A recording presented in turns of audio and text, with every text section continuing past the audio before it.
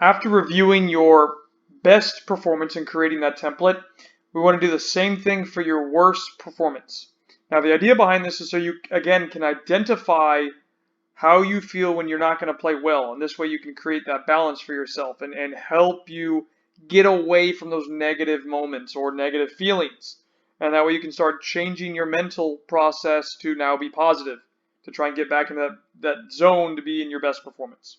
Now, again, you're going to follow the same template, how you felt physically, the emotions, the thoughts, and what else you noticed during pre-warm-up, during warm-up, during the game, and post-game. So let's look over how I felt physically during the 4 times.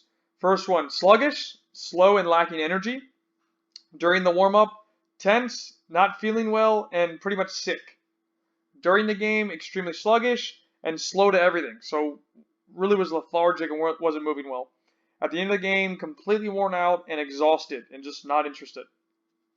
Emotionally, extremely uncomfortable, nervousness, instability, physically and mentally, just wasn't really feeling myself. During the warm-up, unhappiness, lack of motivation, and scared, right? Fearful of playing. During the game, scared of the opponents, hiding as I didn't want the ball, and lack of motivation, not willing to get in there and do something about it. Post-game, sad, angry, frustrated. Right? Sad for the poor performance, angry at myself, maybe at my teammates. Really should be yourself. And frustrated with the way that I played. Thoughts. Basically, in the pre-warm-up, didn't want to play the game, extremely nervous and felt sick. I didn't even want to get out of the car. During the warm-up, shaky. I didn't feel right. I felt sick and wanted to sit out. During the game, I just kept looking at the bench, waiting for the coach to substitute me. I feel like everything went wrong that could have.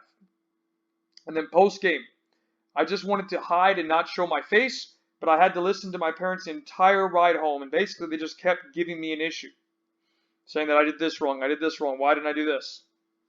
Those are the thoughts that went through my head during those 4 phases. What else I noticed? I didn't feel confident, I felt scared, and I didn't even want to play or go.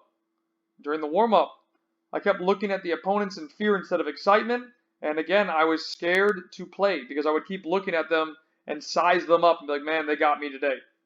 During the game, I kept hiding and wishing for the coach to sub me.